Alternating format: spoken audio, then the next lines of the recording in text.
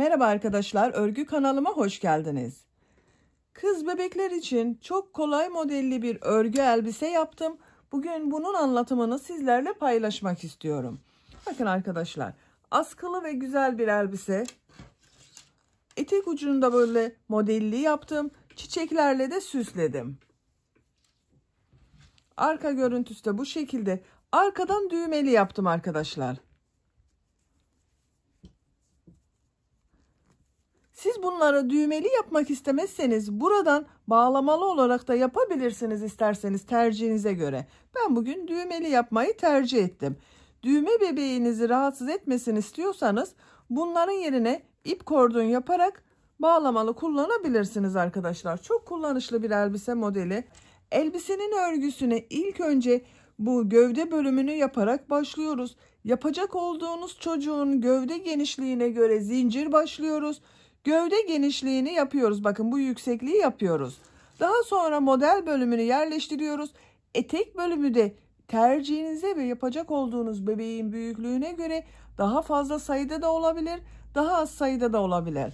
Ben bugün bu elbiseyi 1,5 yaşındaki bir kız bebek için yaptım. 1 yaşından itibaren çok rahat kullanılabilir. Siz bu elbiseyi yeni doğan bebek için de yapabilirsiniz. Yeni doğan bebek için yapacaksanız bu başlangıç zincir sayısını 40 santimetre başlamanız yeterli olacaktır arkadaşlar. Daha büyüdükçe bebeğinizin kilosuna göre dediğim gibi gövdesine ölçerek başlarsanız iyi olacaktır. Elbisenin örgüsünde iplik olarak Nako Bebe 100 ipliğini kullandım. Ben bugün bu iplik vardı, bunu kullandım arkadaşlar. Siz bu elbiseyi yazlık yapmak istiyorsanız merserize iplikler, koton iplikler tercih edebilirsiniz. Ben bugün bu iplik ile yaptım. Beyaz renk olarak da herhangi bir beyaz ipliği kullanabilirsiniz. Zaten çok az kullanıyoruz. Bakın sadece burada kullanıyoruz. Bir de çiçeklerini yaptım. Düğme olarak da bakın arka bölüme 3 tane düğme yaptım. Belim buraya da kurdale taktım ben arkadaşlar. Siz bu kurdaleyi takmasanız da olur, taksanız da olur. Ben değişik olsun diye kurdale taktım bakın. İlmeklerin arasından geçirerek kurdale taktım. 1 metre kadar da bir kurdaleye ihtiyacınız var. Tığ olarak da elimin sıklığına ve ipliğin kalınlığına uygun olarak 5 numara 3 milimetre tığ kullandım. Ben bugün dediğim gibi bu iplikleri kullandım arkadaşlar. Siz bu elbiseyi istediğiniz marka iplik ve renkleri kullanarak yapabilirsiniz. Bu elbiseyi takımı yaptım ben. Sadece elbise olarak değil. Bakın bu şekilde çok güzel bir şapka modeli. Bunu da yine yazlık iplikler ile yaparak yazlık şapka yapabilirsiniz. Bu şekilde çok şirin bir saç bandı var. Yine bunlara takım olarak mini bir bolero hırka yaptım bakın arkadaşlar. Bu şekilde güzel bir hırka modeli.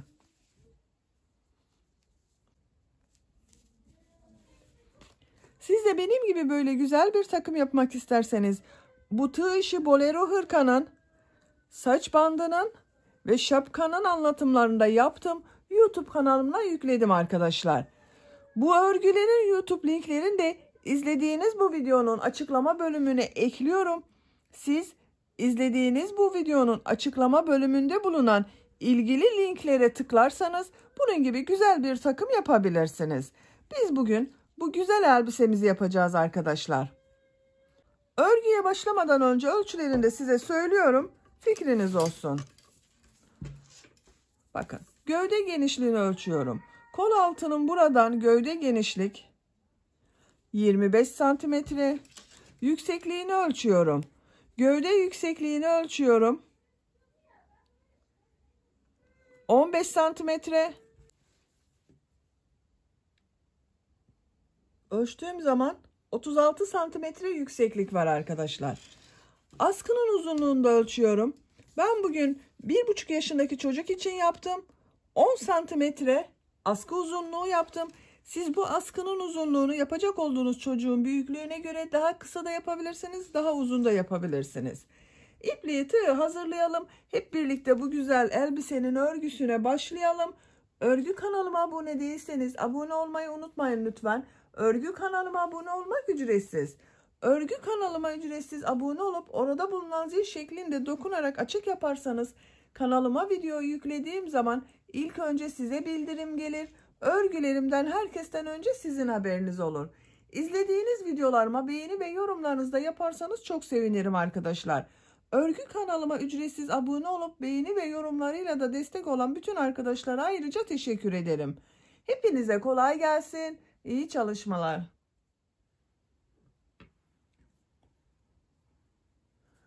Örgüye zincir yaparak başlıyorum.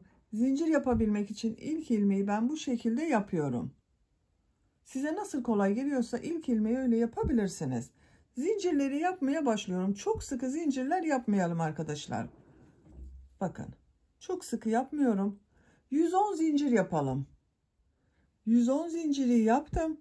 110 zincirin kaç santimetre olduğunu ölçüyorum. Biraz uzun oldu arkadaşlar zincir. Bakın şu şekilde sıfır noktasına tutuyorum.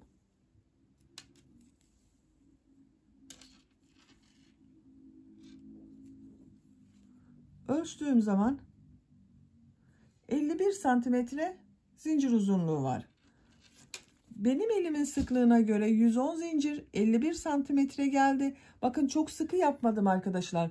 Tığ işi örgülerde eliniz çok sıkıysa örgüler çok sert olacaktır. Bu sıranın üzerinden şimdi trabzan sırası yapacağız. Trabzan sırası sert olduğu zaman örgüleriniz sert olur. Onun için çok sıkı olmayan zincirler yaptım bakın. Bu 110 zincir benim yapacak olduğum bebeğin gövde genişliği arkadaşlar. Bakın şu şekilde. Siz de bebeğiniz yanınızdaysa yapacak olduğunuz bebeğinizin gövde genişliğine ölçerek bu zinciri yaparsanız iyi olacaktır. Ben standart ölçüde anlatıyorum. Bugün 1,5 yaşındaki bir kız bebek için yapıyorum ben bu elbiseyi arkadaşlar. 1-2 yaş arası kullanılabilecek bir ölçüde. Siz daha küçük yapmak istiyorsanız daha şu şekilde bakın. Daha az zincir yapabilirsiniz veya daha büyük kız çocuklarınız için de yapabilirsiniz. Dediğim gibi çocukların gelişimi farklı olur. Onun için de en güzeli yapacak olduğunuz çocuğun gövde genişliğine göre ölçmek bu zincire. Ona göre ölçerek başlarsanız güzel olacaktır. Bu zincirler üzerine trabzanlar yapıyorum. 3 zincir daha yapıyorum. Tığ üzerine iplik alıyorum. 3 ilmek atlıyorum. 1, 2, 3. 4. ilmek içine trabzan yapıyorum. Trabzan sırası yapıyoruz. Diğer zincirler üzerine de trabzan yapıyorum.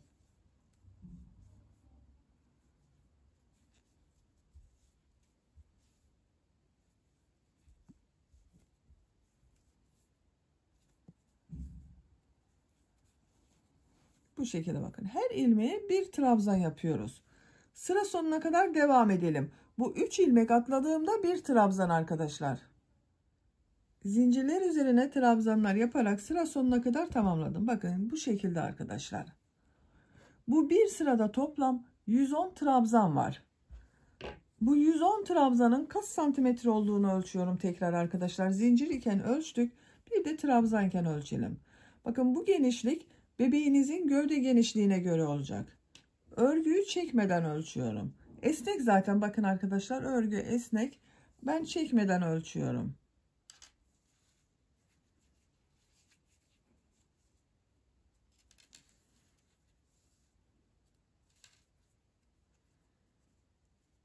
Ölçtüğüm zaman 52 santimetre uzunluk var. Benim yapacağım ölçü için yeterli. Siz bu ölçüyü bebeğinizin veya çocuğunuzun gövde genişliğine göre yaparsanız çok iyi olacaktır. Bir zincir yapıyorum. Örgüyü çeviriyorum. İlk ilmek üzerine trabzan yapıyorum. Gövde örgüsü trabzan olarak devam edecek. Model yapmıyorum gövde örgüsünde. Diğer ilmekleri de bakın trabzan yaparak devam ediyorum. Sıra sonuna kadar devam edelim. Sıra sonuna kadar trabzanlar yaparak tamamladım. Sıra sonunda bakın bir ilmek kaldı arkadaşlar. Trabzan sırasına başlarken 3 ilmek atlayarak yaptığım bir trabzan vardı. Tığın üzerine iplik alıyorum. Burada atladığım bakın bu son ilmeğin üzerine tığı takıyorum. Trabzan yapıyorum. Bu bir sırada 110 trabzan var yine arkadaşlar. Trabzan sayımız değişmedi. Siz kaç zincir ile başladıysanız sizin o kadar trabzan olacaktır. Bakın katladığım zaman görüntüsü böyle. Bir zincir yapıyorum, örgüyü çeviriyorum. İlk ilmek üzerine trabzan yapıyorum. Diğer ilmekleri de trabzan yaparak devam ediyorum. Gövde örgüsü trabzan olarak devam edecek. Gövde bölümünde model yapmıyorum. Düz trabzanlar yapacağız arkadaşlar. Bakın şu şekilde. Bu başladığınız sayı ile trabzan sırasını tekrarlayarak gövdenin örgüsünü tamamlayalım. Gövde bölümünü 16 trabzan sırası olarak yaptım. Sayıyorum. 1, 2, 3, 4, 5, 6, 7, 8, 9, 10, 11, 12, 13, 14, 15, 16.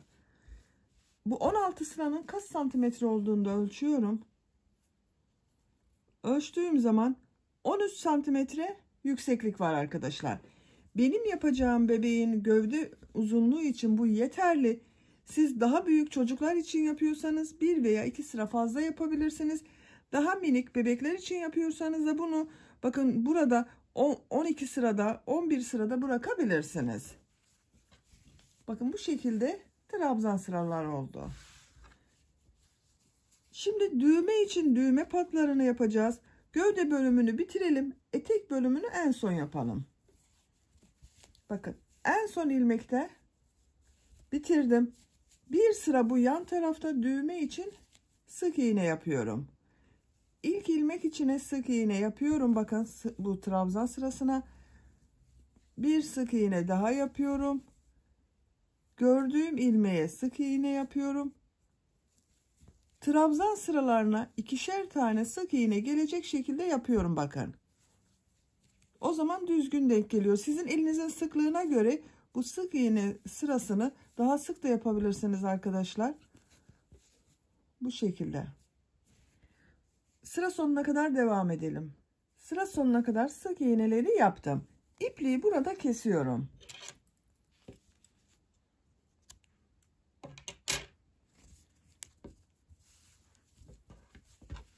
Bu şekilde bakın. Burası üst bölüm olacak. Etek bölümünü buraya yapacağız arkadaşlar. Şimdi düğme biriti yapacağımız bu tarafa da bir sıra sık iğne yapıyorum. Bakın buradan ilmek bağlıyorum. Bir zincir yaptım, sağlamlaştırdım. İlk ilmek içine sık iğne yapıyorum. Burada yaptığımız gibi yine sık iğneler yapıyorum bakın. Her sıraya 2 sık iğne veya atlama yaparak bir sık iğne de yapabilirsiniz.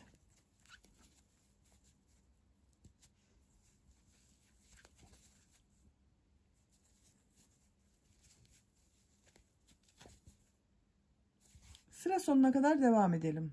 Sıra sonuna kadar sık iğneyi yaptım. Bir zincir yapıyorum, örgüyü çeviriyorum. Bunun üzerinden bir sıra daha sık iğne yapıyorum. İlk ilmek üzerine sık iğne yapıyorum.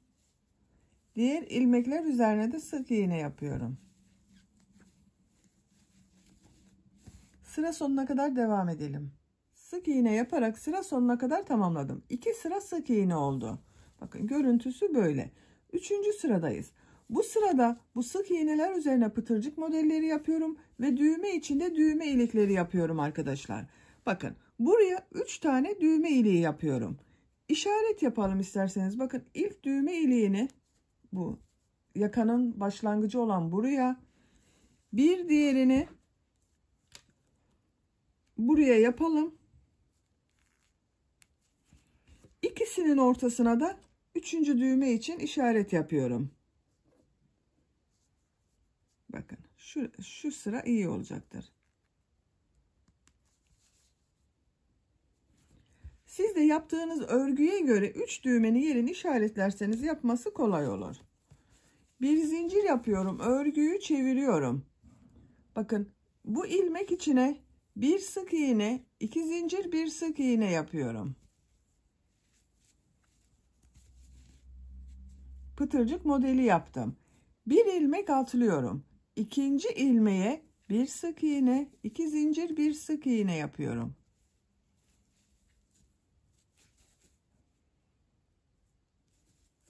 Bir ilmek atlıyorum. İkinci ilmeğe sık iğne yapıyorum. Buraya düğme için düğme iliği yapıyorum. Yapacağınız düğmeye göre zincir sayısı yapıyoruz arkadaşlar. 2, 3, 4, 5, 6. Ben 6 zincir yaptım düğmeye göre, dikeceğim düğmeye göre.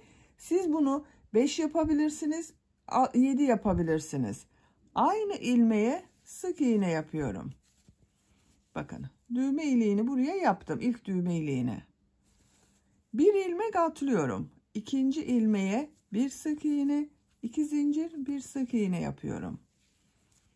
Diğer işaret yaptığım yere kadar pıtırcık modeli yapıyorum. Bir ilmek atlıyorum. İkinci ilmeğe bir sık iğne, 2 zincir, bir sık iğne yapıyorum.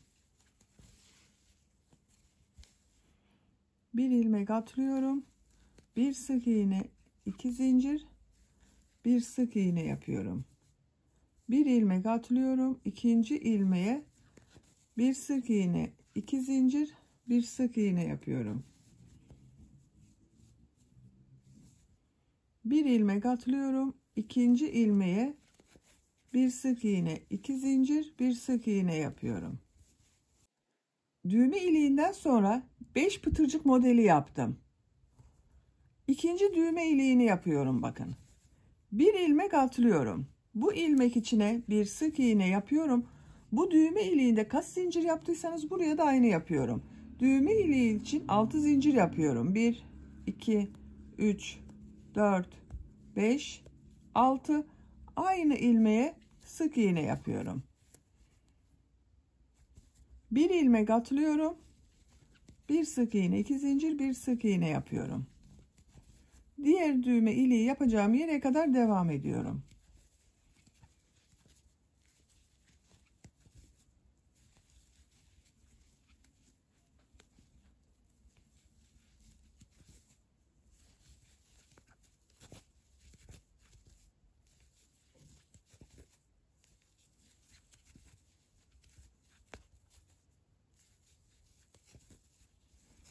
Bakın.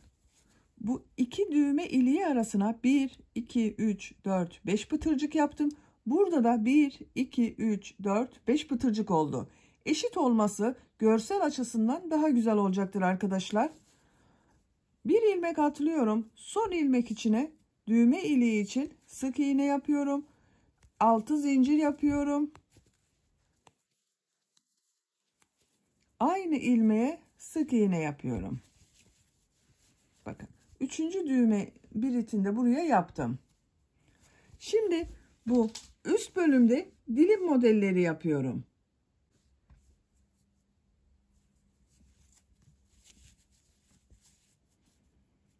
Bu işaretleri çıkarıyorum.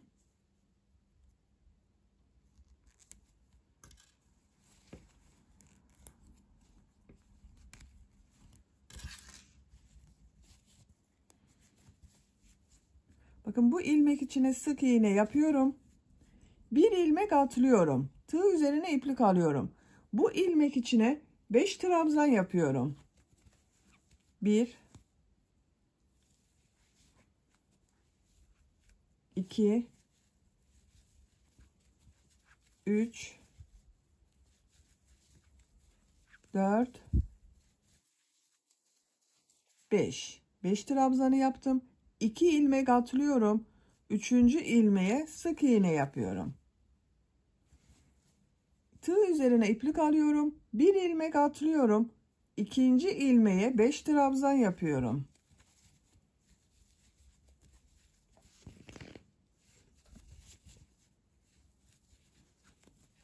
Üç, 4, 5. 5 trabzanı yaptım. 2 ilmek atlıyorum. Üçüncü ilmeğe sık iğne yapıyorum. Tığ üzerine iplik alıyorum. Bir ilmek atlıyorum. İkinci ilmeğe 5 trabzan yapıyorum. Bakın bu şekilde dilim modelleri yapıyoruz. Modelden sonra 2 ilmek atlıyorum, bir sık iğne yapıyorum. Sık iğneden sonra bir ilmek atlıyorum. Aynı ilmeğe 5 trabzan yapıyorum. Sıra sonuna kadar devam edelim. Dilim modelleri yaparak sıra sonuna kadar tamamladım. Son yaptığım modeli burada bulunan bakın sık iğnenin üzerine sık iğne yaparak tutturuyorum. Bakın arkadaşlar. Bir sıra model yaptım. Kaç model yaptığımı sayıyorum. 1, 2, 3, 4, 5, 6, 7, 8, 9, 10, 11, 12, 13, 14, 15, 16, 17, 18, 19, 20, 21, 22. Bir sıraya 22 model oldu. Bakın bu şekilde olacak. Burası arka bölüm olacak. Burası ön bölüm. Burada pıtırcık modelleri yaptım. Bakın düğme iliği yaptığım sırada burada da sadece pıtırcık modelleri yapıyorum. Bakın sık iğneyi yaptım. 2 zincir yapıyorum. Aynı ilmeğe sık iğne yapıyorum. Pıtırcık yaptım. Bir ilmek atlıyorum. İkinci ilmeğe bir sık iğne, 2 zincir, bir sık iğne yapıyorum.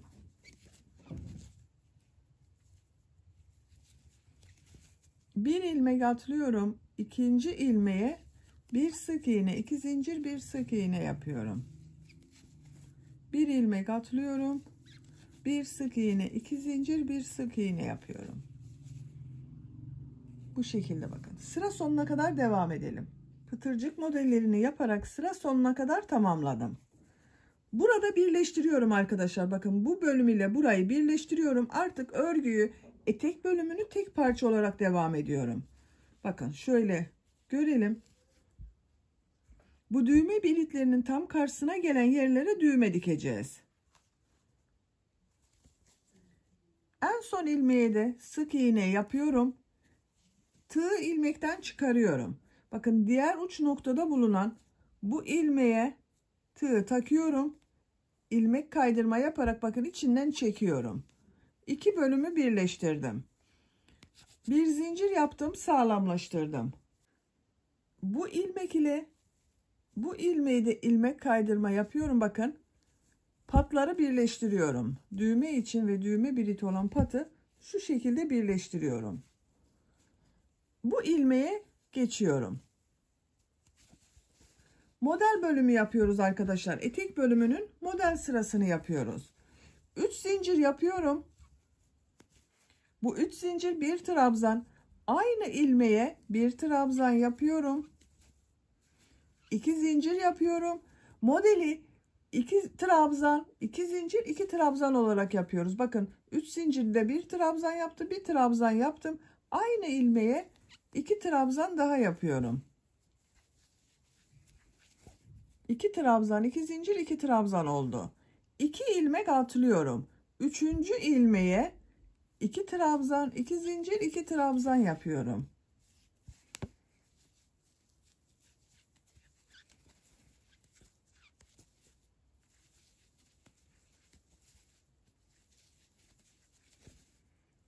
İki trabzan, 2 zincir, 2 trabzanı yaptım.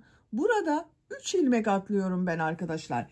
Siz etek bölümü daha dökümlü dursun isterseniz aralarda hep ikişer ilmek atlayabilirsiniz. Ben model yerleştirme sırasında bir yerde 2 ilmek atlıyorum, bir yerde 3 ilmek atlıyorum. Çok aşırı dökümlü dursun istemiyorum. Bakın 3 ilmek atlıyorum.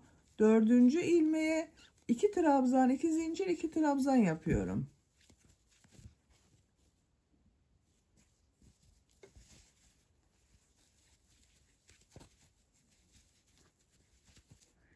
İki trabzan, 2 zincir, 2 trabzan yaptım. 2 ilmek atlıyorum. 3. ilmeğe 2 trabzan, 2 zincir, 2 trabzan yapıyorum.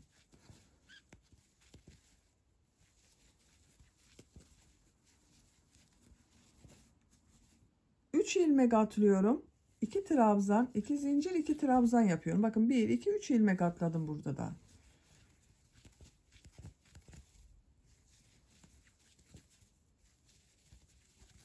Bakın modelimiz bu kadar arkadaşlar. 2 trabzan, 2 zincir, 2 trabzan yapıyoruz. Dediğim gibi siz daha dökümlü bir etek olsun istiyorsanız ve ipliğiniz de daha ince ise Aralarda hep ikişer ilmek atlayabilirsiniz. Ben 1-2 ilmek atlıyorum. Bir yerde 3 ilmek atlıyorum. Bu şekilde sıra sonuna kadar devam edelim. Modelleri yaparak sıra sonuna kadar tamamladım. Son model ile ilk modeli ilmek kaydırma yaparak birleştiriyorum. Bakın bu ilmeğe tığ takıyorum. İlmek kaydırma yapıyorum. Sırayı birleştirdim. Bakın arkadaşlar. Bir sıra 2 trabzan, 2 zincir, 2 trabzan şeklinde modelleri yaptım. Bir sıraya kaç model yaptığımı sayıyorum. Bazen arkadaşlar soruyor sıraya kaç model yerleştirdiniz diye. Onlar için sayıyorum. 2, 4, 6, 8, 10, 12, 14, 16, 18, 20, 22, 24, 26, 28, 30, 32, 33. Bir sıraya 33 model oldu arkadaşlar. Siz bu arada ikişer ilmek atladıysanız sizin daha fazla model olması gerekir. Ben model yerleştirmesi yaparken bir yerde 2 ilmek atladım, bir yerde 3 ilmek atladım. Bu şekilde 33 model yerleşti. İkinci model sırasındayız. İkinci modeli bu 2 zincirli boşluktan başlıyorum. Model ortasına ilmek kaydırması yaparak geçiş yapıyorum. 3 zincir yapıyorum. Bu sırada modelleri 3 trabzan, 2 zincir, 3 trabzan yapıyorum. Bu 2 zincirin üzerine 2 trabzan yapıyorum. 1 2, bakın bu 3 zincirde 1 trabzan oldu, 3 trabzan oldu. 2 zincir yapıyorum. Aynı 2 zincirin üzerine 3 trabzan yapıyorum. 1 2 3. 3 trabzan, 2 zincir, 3 trabzan yaptım. Tığ üzerine iplik alıyorum. Diğer model ortasına bakın 2 zincirin üzerine de 3 trabzan, 2 zincir, 3 trabzan yapıyorum.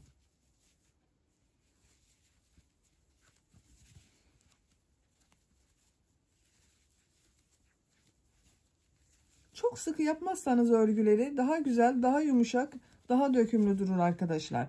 Tığın üzerine iplik alıyorum. Model ortasına 3 trabzan, 2 zincir, 3 trabzan yapıyorum.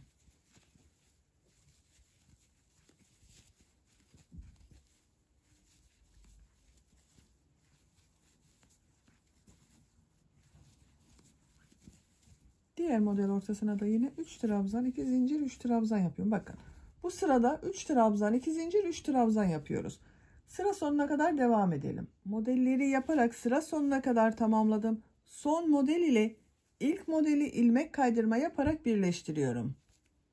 Bakın bu ilmeğe tığ taktım. İlmek kaydırma yaparak sırayı birleştirdim. Bakın arkadaşlar. Bu sırada da modelleri 3 trabzan, 2 zincir, 3 trabzan şeklinde yaptım. Bakın daha dökümlü görünüyor artık. Üçüncü model sırasındayım. Üçüncü model sırasını yine bu 2 zincirli boşluktan başlıyorum. Oraya ilmek kaydırması yapıyorum. İlmek üzerinden ilmek kaydırması yaptım.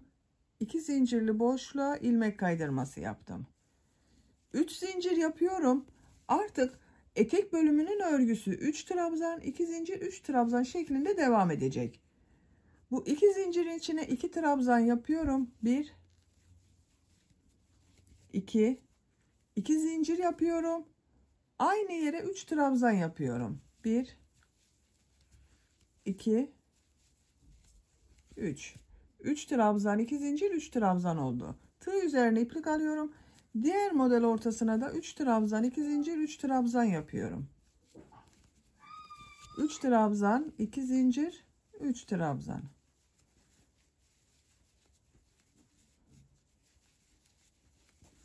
Diğer model ortasına da yine 3 trabzan, 2 zincir, 3 trabzan yapıyorum.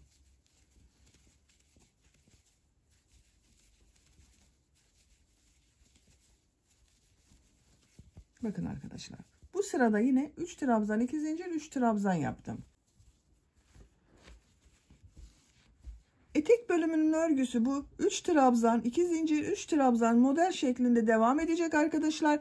Etek yüksekliğini tercihinize ve yapacak olduğunuz çocuğun büyüklüğüne göre bu model sırasını tekrarlayarak tamamlayalım. Elbisenin etek örgüsünü modelli sıra olarak 15 sıra yaptım arkadaşlar. Sayıyorum bakın. 1, 2, 3, 4, 5, 6, 7, 8, 9, 10, 11, 12, 13, 14, 15. Bu yükseklik benim tercihime göre yeterli. Siz isterseniz daha uzun da yapabilirsiniz. Santimetre olarak da ölçüyorum. Bakın modelli bölümü ölçüyorum.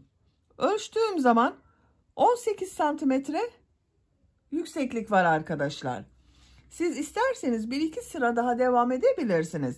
Bakın bu son sıradan önce bir sırada beyaz renk iplik ile aynı modellerden yaptım. 3 trabzan, 2 zincir, 3 trabzan yaptım onu da. Üzerine tekrar pembe renk iplik ile 3 trabzan, 2 zincir, 3 trabzan yaptım. Sıra sonunda bakın son modeli yaptım. Bu model ile ilk modeli ilmek kaydırma yaparak bitiriyorum. İpliği kesiyorum.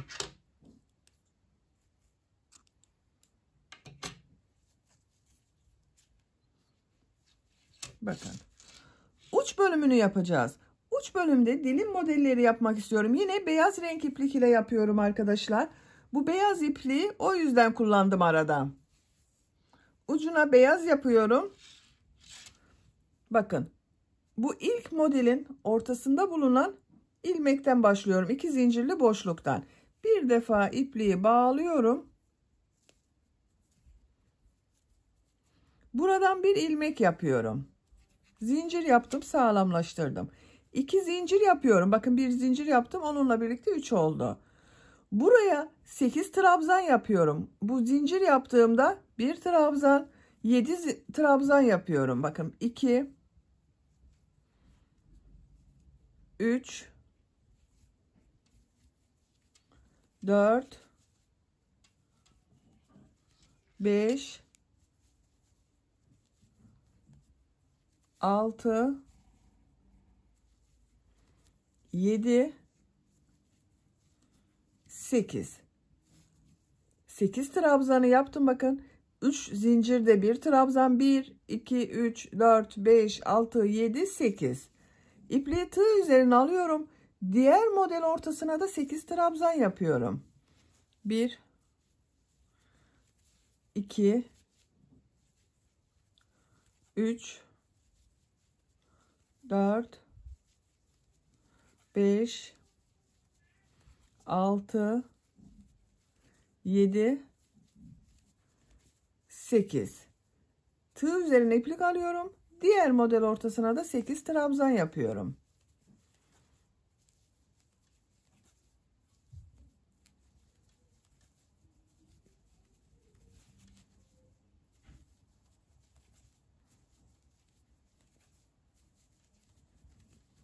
Bu şekilde bakın. Sıra sonuna kadar devam edelim. Dilim modellerini yaparak sıra sonuna kadar tamamladım. Son model ile ilk yaptığım bu modeli ilmek kaydırma yaparak sırayı birleştiriyorum. Bakın ilk yaptığım bu 2 zincir üzerinde bulunan ilmeğe tığ taktım. İlmek kaydırma yaparak sırayı birleştirdim.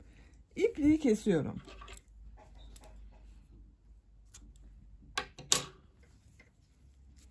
Etek bölümünün örgüsünde böylece tamamlamış olduk. Bakın arkadaşlar.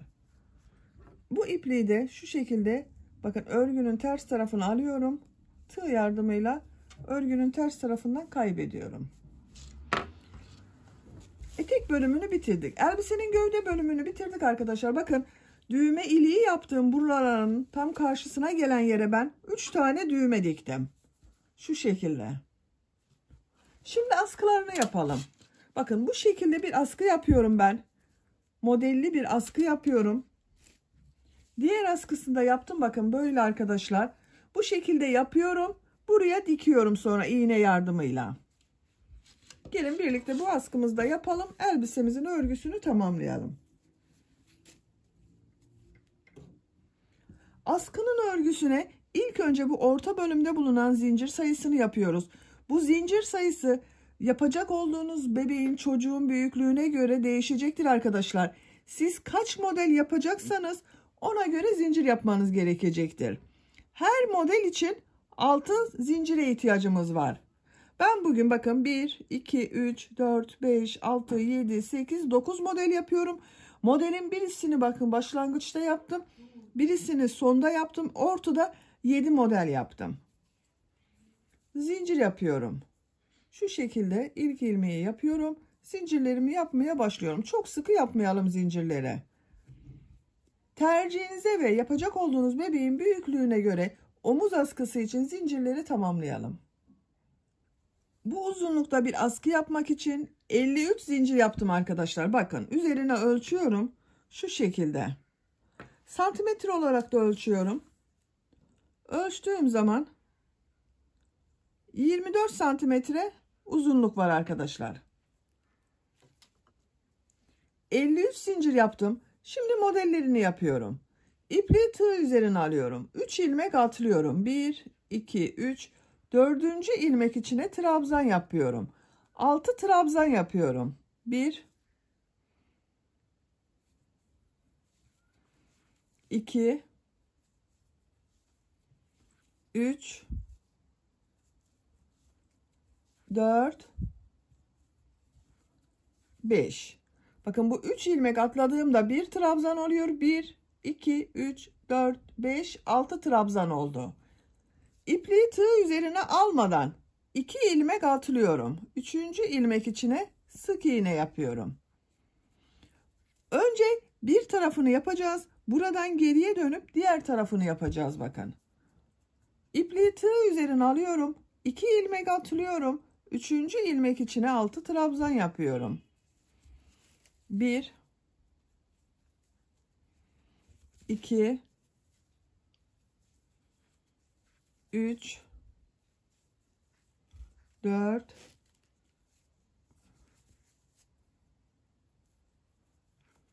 5, 6. Aynı ilmek içine 6 trabzan yaptım. Tığ üzerine iplik almadan 2 ilmek atlıyorum. 3. ilmeğe sık iğne yapıyorum. Tığ üzerine iplik alıyorum. 2 ilmek atlıyorum. 3. ilmeğe 6 trabzan yapıyorum.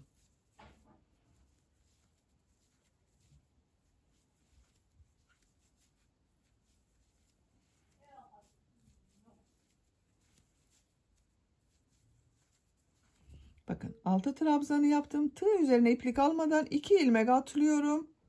3. ilmeğe sık iğne yapıyorum. Bakın bu şekilde modeller oluyor. Sıra sonuna kadar devam edelim.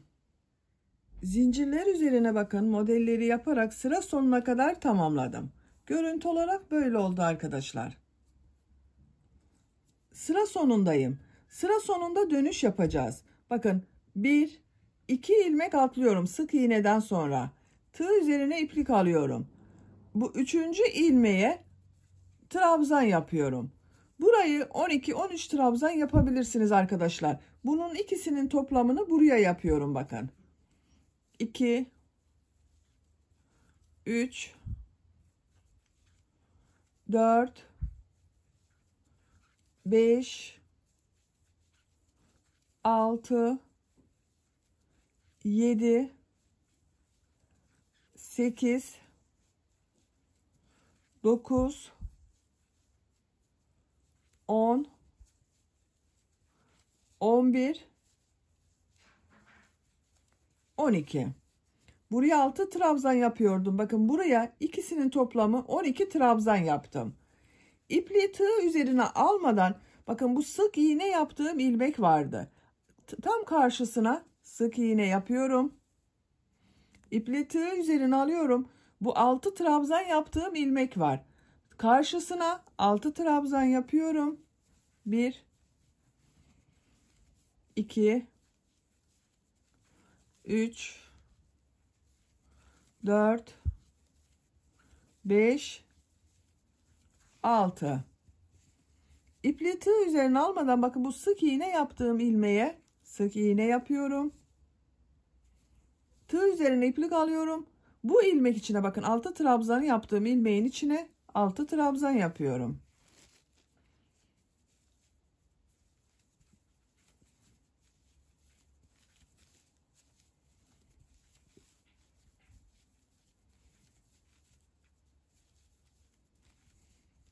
Tığ üzerine iplik almadan sık iğne yapıyorum. Bakın sık iğnenin olduğu ilmeği. Bu şekilde bakın modelli oluyor arkadaşlar. Ben bugün 53 zincir yaptım. 9 model yaptım. Bakın 1, 2, 3, 4, 5, 6, 7, 8, 9 model oldu. Siz daha büyük çocuklar için yapıyorsanız ve eliniz de sıkıysa zinciri istediğiniz kadar çekebilirsiniz arkadaşlar. İstediğiniz kadar zincir yapın. Bu ilk model yerleştirmesi sırasında askının uzunluğunu ölçün. Geriye kalan zincirleri kesebilirsiniz. Oradan geriye dönüş yaparsınız. Sıra sonuna kadar tamamlayalım. Sıra sonuna kadar tamamladım. Son model kaldı bakın. Sık iğne olan ilmek içine sık iğne yaptım. İple tığ üzerine alıyorum. Bu 6 trabzanın karşısına 6 trabzan yapıyorum. 1, 2, 3, 4, 5, 6. 6 trabzanı yaptım. Bu 3 ilmek atlayarak oluşturduğum bakın burada bir ilmek var. Bununla ilmek kaydırma yaparak sırayı birleştiriyorum. Bakın birleştiği zaman böyle oldu. Askının örgüsünü tamamladım. Bakın arkadaşlar. Benim yapacağım ölçü için bu uzunluk yeterli. Ben bugün bakın 1, 2, 3, 4, 5, 6, 7, 8, 9 model yaptım. Santimetre olarak tekrar ölçüyorum arkadaşlar. Bakın ölçtüğüm zaman bitmiş olarak 24 santimetre. Ben bugün 24 santimetrelik askı yapıyorum. Bu kadar model yaptım. Ve sizin elinizde sıkıysa bu 24 santimetre için daha fazla model yapmanız gerekebilir. Dediğim gibi siz zinciri yapın, bebeğin yapacağınız askının uzunluğuna göre modelleri ona göre yaparsınız. Siz bu elbiseyi daha küçük bebek için yapıyorsanız, 6-7 aylık bir bebek için yapıyorsanız 7 model yeterli olacaktır arkadaşlar. Bakın 1 yaşına kadar 7 model yeterli olacaktır. Bu askının uzunluğu tercihinize göre değişecektir de. Askının örgüsünü tamamladık. Şimdi bu askıyı yaptığımız elbiseye dikeceğiz arkadaşlar. Bakın bu şekilde ipliği kestim, ucuna iğne taktım. Elbiseden ayarlama yapıyorum. Bakın ben birisini diktim hazır olsun diye. 1, 2 model atladım. 3. modele askıyı yaptım. Buradan sayıyorum. Bakın buradan da 1, 2 model atlıyorum. Bu 3. modele askı yapacağız. Dikeceğiz yani iğne ile. Şu ön bölüme gelen askıyı nereye yaptığıma bakıyorum. Bakın 2, 4, 6, 8, 9. modele askı yaptım. Bu taraftan da sayıyorum. 2, 4, 6, 8, 9. 9. modele askıyı dikeceğiz. Bakın işaret yaptığım buraya şu şekilde yerleştiriyorum askıya. Bakın model modele denk geliyor. İğne yardımıyla şöyle ters tarafını çeviriyorum.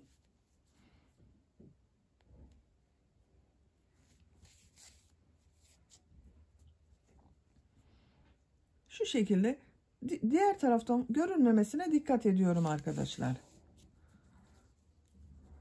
Bakın şöyle de yapabilirsiniz.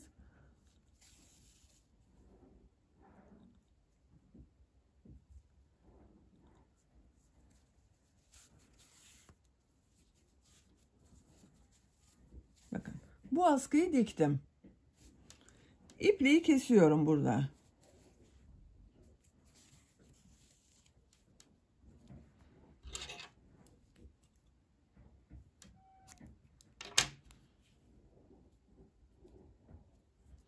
Şimdi askının diğer ucunda ön bölüme dikiyorum.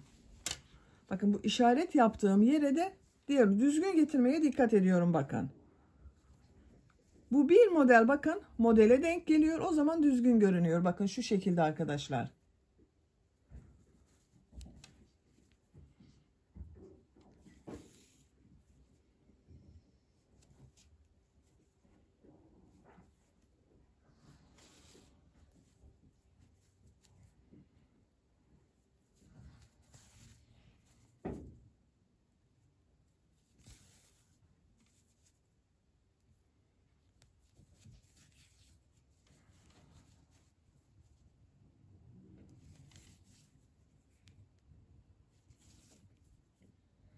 İpliği kesiyorum.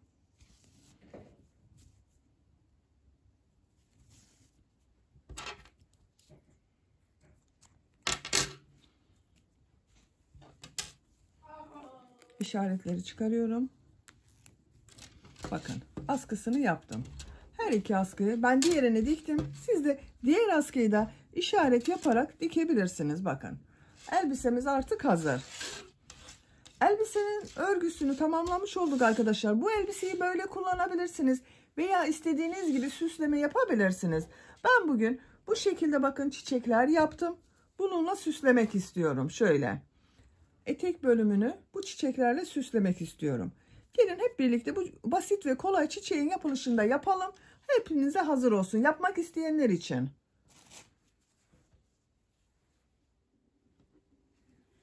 Çiçeklerin örgüsünü beyaz renk iplik ile yapıyorum ben arkadaşlar. Siz istediğiniz rengi kullanabilirsiniz. Bakın bu şekilde beyaz bir iplik kullanıyorum. İplik de hangi ip varsa o iple yapabilirsiniz bunu. Bebek iplikleriyle yapabilirsiniz. Patik iplikleriyle yapabilirsiniz. Merserize ipliklerle, koton iplerle, her türlü iplik ile yapabilirsiniz. Yine sihirli halka yapıyorum. Bakın şu şekilde bir sihirli halka yapıyorum. Parmağımın üzerine ipliği doladım.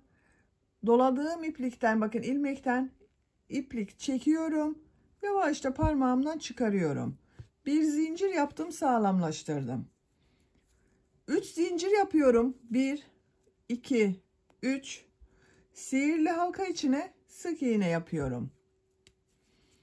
Bakın böyle 5 yapraklı bir çiçek yapıyorum. 5 tane 3 zincirden oluşan yuva hazırlıyorum. 3 zincir yapıyorum. Sihirli halka içine sık iğne yapıyorum. 3 zincir yapıyorum. Sihirli halka içine sık iğne yapıyorum. 3 zincir yapıyorum. Sihirli halka içine sık iğne yapıyorum. 3 zincir yapıyorum. Sihirli halka içine sık iğne yapıyorum. Bakın 1 2 3 4 5 yuvayı yaptım. İpliğin ucunu yavaşça çekiyorum. Bu şekilde arkadaşlar. Bu ilk yaptığım yuvaya ilmek kaydırması yaparak geçiş yapıyorum. Bakın ipliği de üstte tutuyorum. Şu şekilde tığın üzerinden çıkardım. Tığ üzerinde bulunan ilmekten de çıkardım. İlmek kaydırması yaptım. Bakın bu 3 zincirli bu yuvadayım. 3 zincir yapıyorum. 1 2 3 tığ üzerine 2 defa iplik doluyorum. Bu 3 zincirin içine 4 tane üçlü trabzan yapıyorum. Bakın üçlü trabzanı şu şekilde yapıyorum. Çıkardım. 2 ilmekten çektim. İplik alıyorum. 2 ilmekten çektim. İplik alıyorum. Son 2 ilmekten çekiyorum. 2 defa iplik doluyoruz. 3 defa da çıkarıyorum bakın. 1 2 3 2 defa iplik doluyorum. 3 defa da çıkarıyorum. 2 defa iplik doluyorum. 3 defa da çıkarıyorum. 4 tane üçlü trabzan yaptım bakın. 3 zincirden sonra 1 2 3 4. 3 zincir yapıyorum. 2 3 aynı ilmeğe sık iğne yapıyorum. Bakın 3 zincir olan yere şu şekilde sık iğne yaptım. İlk yaprağını yaptım. 3 zincir yapıyorum. Diğer yuvanın içine bakın, buraya da burada yaptığım gibi 4 tane üçlü trabzan yapıyorum. Tığ üzerine 2 defa iplik doluyorum. Üçlü trabzan yapıyorum. 1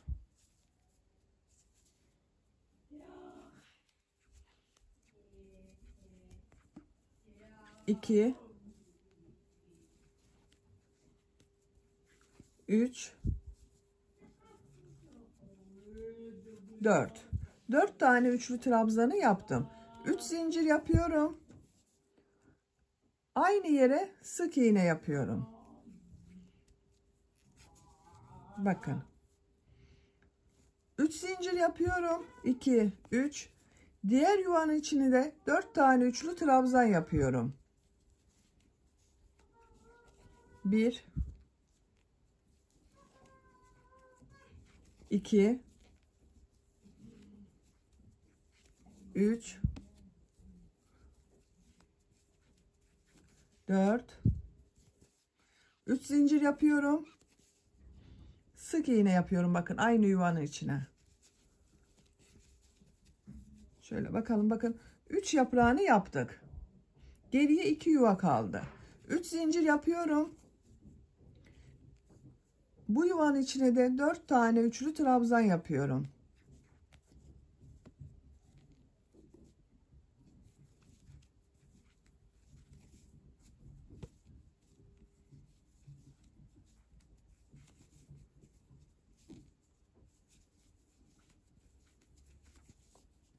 Bakın 1 2 3 4 üçlü trabzanı yaptım.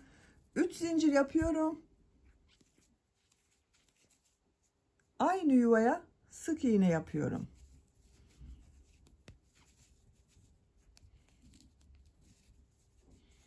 Üç zincir yapıyorum. Bu son yuvanın içine de 4 tane üçlü trabzan yapıyorum. 1 2 3 4. Bakın 1 2 3 4 yaptım. 3 zincir yapıyorum. Aynı yuvaya sık iğne yapıyorum. Bakın 5 yaprağını bitirdik. İlk yaptığım, bakın bu ilmek ile ilmek kaydırma yaparak 2 yaprağı birleştiriyorum arkadaşlar. İpliği kesiyorum. Biraz uzun bırakıyorum. Bunu dikeceğiz çünkü. Dikeceğimiz yere göre bakın şu şekilde iplik bırakarak çektim, içinden çıkardım. Bakın çiçeğimiz hazır. Gördüğünüz gibi çok kolay bir çiçek yapımı arkadaşlar bu. Bu çiçeği bunun gibi hazır çiçeklerle süsleyebilirsiniz. Bakın bu şekilde kurdele ile yapılmış hazır çiçekler var. Bunu buraya dikebilirsiniz. Bakın bu şekilde iğneye iplik takarak dikebilirsiniz. Veya bunun gibi ip ile yaptığımız tomurcuk modelini yapabilirsiniz. Gelin bu tomurcuğu birlikte yapalım. Bakın pembe renk iplik ile yapıyorum yine. Yine minik bir sihirli halka yapıyorum. Sihirli halkadan ilmek aldım.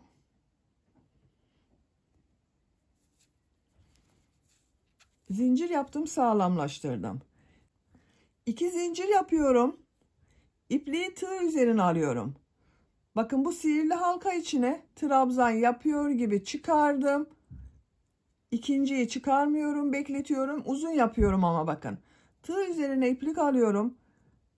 Trabzan yapıyor gibi çıkardım. 2 ilmekten çektim. İkinciyi yapmıyorum, bekletiyorum. 1 2 bakın. 3 4 5 ilmek alıyorum. Hepsinin içinden bir defada çekiyorum. Şu şekilde de bitirdim. Bakın tomurcuk modelini yaptım. İpliği kesiyorum.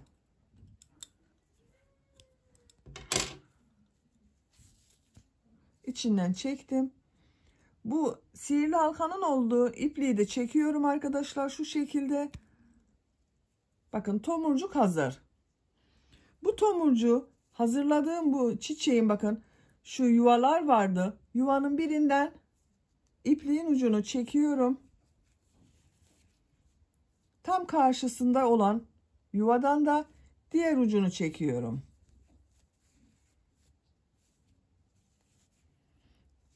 Elimizde düzeltelim. Bakın düzgün getiriyorum. Şu şekilde ters tarafta bunları bağlıyorum. Bakın 2 iplik ucunu sıkıca bağlıyorum.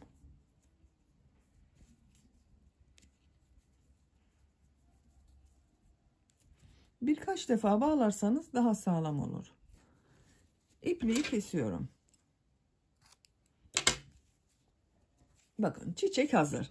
Dediğim gibi ister bunun gibi tomurcuk yapabilirsiniz. İsterseniz bu şekilde çiçekler yapabilirsiniz. Bakın böyle istediğiniz yerde kullanabilirsiniz bu çiçekleri. Çiçekleri hazırladık. Bakın çok kolay çiçek yapımı arkadaşlar. Bu hazırladığımız çiçekleri siz isterseniz bunun gibi üzerini çiçek süslemesi yapabilirsiniz veya yaptığımız gibi tomurcuk modelli çiçek yapabilirsiniz. Bakın, elbisenin istediğiniz yerinde kullanabilirsiniz bunu artık. Etek bölümünde şu şekilde bakın. Yaka bölümüne yapabilirsiniz. Bu askıların olduğu yaka bölümüne çiçek süsleme yapabilirsiniz böyle. Bakın, istediğiniz gibi süsleyebilirsiniz. Elbiseyi bitirdik. Bir de ölçülerini size söylüyorum. Elbisenin tam yüksekliğini ölçüyorum. Bakın. Askının olduğu yerden etek ucuna kadar olan yükseklik 36 santimetre.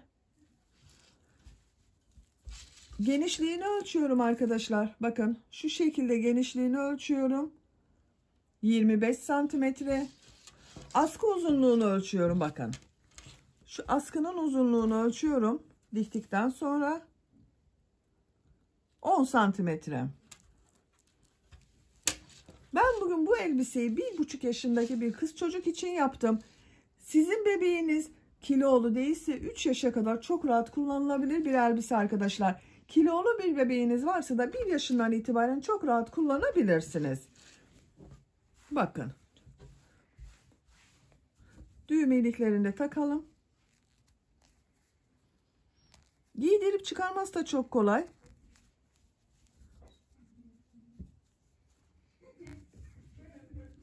Ben askılarını sabit yaptım. Bakın, dikerek kullanıyorum. Siz isterseniz bu askıları da düğmeli yapabilirsiniz arkadaşlar.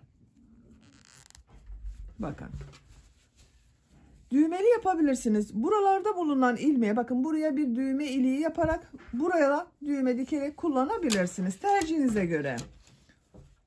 Evet, elbisemizi bitirdik. Bir örgü anlatımının daha sonuna gelmiş oldum. Beni dinlediğiniz ve izlediğiniz için hepinize çok teşekkür ederim. Örgü kanalıma abone değilseniz abone olmayı unutmayın lütfen. Örgü kanalıma abone olmak ücretsiz. Örgü kanalıma ücretsiz abone olup orada bulunan zil şeklinde dokunarak açık yaparsanız kanalıma video yüklediğim zaman ilk önce size bildirim gelir. Örgülerimden herkesten önce sizin haberiniz olur. İzlediğiniz videolarıma beğeni ve yorumlarınızı yaparsanız çok sevinirim arkadaşlar. Sizlerle yeni örgülerde görüşmek dileğiyle. Hoşça kalın, sevgiyle kalın.